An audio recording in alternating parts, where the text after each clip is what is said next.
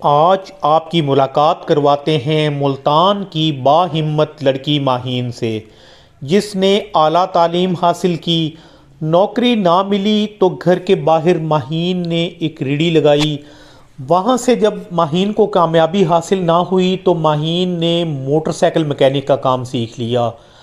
آج ہم ماہین کے پاس ملتان میں آئے ہیں، ماہین سے بات کرتے ہیں اور اس سے پوچھتے ہیں کہ کام کرنے کے دوران، کام سیکھنے کے دوران ماہین کو کن مشکلات کا سامنا پیش آیا۔ ایک لڑکی اور پھر اتنے مردوں کے درمیان کام کرنا، اتنی نظروں کے درمیان کام کرنا۔ ماہین سے پوچھتے ہیں کہ وہ کون سی نظریں تھیں، وہ کتنی نظریں تھیں جو ماہین کا تعاقب کرتی تھیں، زندگی پہلے کیسی گزر رہی تھی، زندگی اب کیسی گزر رہی ہے، گھر میں کون کون ہے، کتنا کماتی ہیں، شادی کس سے کریں گی، کیا ماہین ایک موٹر سائیکل میکینک سے ہی شادی کرے گی یا ماہین کے خواب کچھ اور ہیں۔ تو آئیے ماہین سے بات کرتے ہیں۔ جی السلام علیکم۔ وعلیکم السلام۔ جی کیا نام ہے آپ کا؟ ماہین۔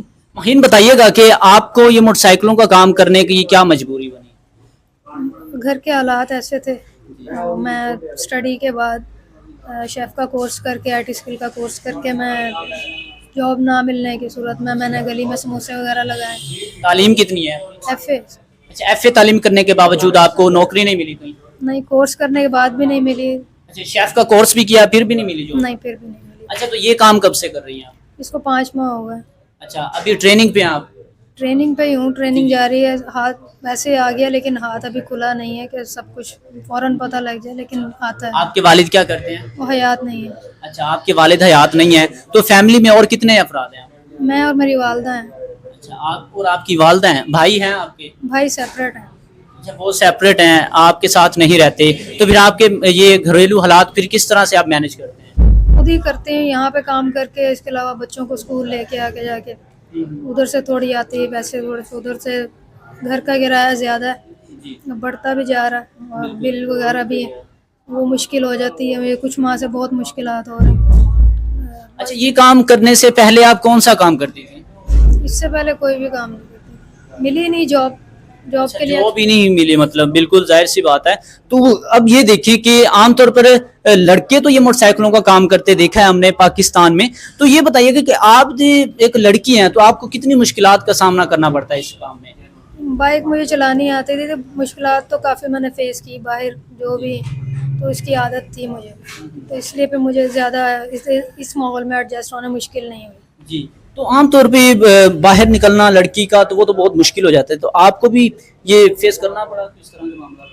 لوگ ہوٹنگ کرتے تھے لیکن اتنا زیادہ نہیں فیس کرنا پڑا، ابھی بھی کرتے ہیں، دیکھتے ہیں، لیکن ایسا کچھ نہیں ہے کہ بہت زیادہ مجھے تنگ کرتے ہیں۔ تو اور بھی کوئی آپ کام کر سکتی تھی، تو موٹر سائیکلوں کا کام کرنے کا ہی کیوں سوچا؟ الگ کام تھا اس لیے، اور اس میں 12 مہینے انکم ہے۔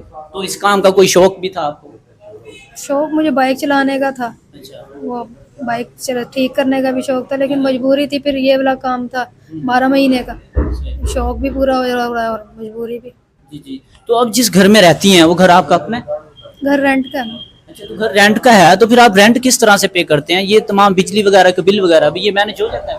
مینیج نہیں ہوتا، رینٹ جو وہاں سے مجھے پیسے ملتے ہیں، بچوں کو لے کے جانے میں، 1-2 بچے ہیں، تو ادھر سے پورا ہو جاتا ہے، لیکن بجلی کا بل وغیرہ کبھی اوپر ہو جاتی ہے ڈیٹ، کبھی نہیں بھی بھرتے، اس طرح ہو جاتا ہے۔ تو دیکھیں، اب آپ یہ کام سیکھ جائیں گے، پھر اپنے ظاہر سی بات ہے آپ شاپ بنائیں گے، تو شاپ کے لیے تو پھر ظاہر سی بات ہے بہت خرچہ چاہیے سامان وغیرہ لینے کے، تو پھر کیسے لیں؟ شاپ بہت مہنگی تو ہوگی، لیکن پارٹس وغیرہ جو استاد نذیر صاحب نے کہا ہے میری شاپ پہ رکھو، ادھر سے جو پروفٹ شاپ کے جو پارٹس کا آئے گا وہ تم اپنے گھر کے رینٹ وغیرہ پے کرنا۔ بالکل، تو یہ بتائیے کہ استاد نذیر صاحب جو کہ آپ کو سکھا رہے ہیں موٹر سائیکلوں کا کام، اور بھی بہت سی دکانیں تھیں، یہ دکان کیوں چوز کی؟ ادھر میرا آنا جانا تھا بائک کی ٹیوننگ کے حوالے سے، کام بھی اچھا تھا، مطمئن تھی، تو اس لیے میں نے استاد نذیر صاحب سے کہا کہ میں نے کام سیکھنا۔ انہوں نے کہا مشکل ہے، نہیں سیکھ سکو گی، اور میں نے ان سے کہا مجھے ایک موقع دے، میں سیکھ لوں گی۔ انہوں نے مجھے سکھا لیا، اور میں ٹیوننگ وغیرہ کر لیتی ہوں۔ ظاہر سی بات ہے، جن ہاتھوں پہ مہندی لگنی چاہیے تھی، جن کلائیوں پہ چوڑیاں آنی چاہیے تھیں، ان میں اب یہ اوزار آ گئے ہیں، تو اب کیا سوچتی ہیں اس میں؟ बस बाहर निकलने का मेरा मकसद पूरा हो जाए और मुझे कुछ नहीं चाहिए। तो ये जो आपको देख रहे हैं, इनको क्या कहना चाहेंगी, और तमाम जो आला औकाम हैं जो कि आप उनको हेल्प के हवाले से क्या कहें? मुझे पार्ट्स दुकान पे पार्ट्स रखने की हेल्प अगर वो कर सकें तो उनके लिए मेहरबानी, ताकि मैं अपना रोज़गार चला सकूं और अपने घर के अखराजात पूरे कर सकूं। जी बहुत शुक्रिया।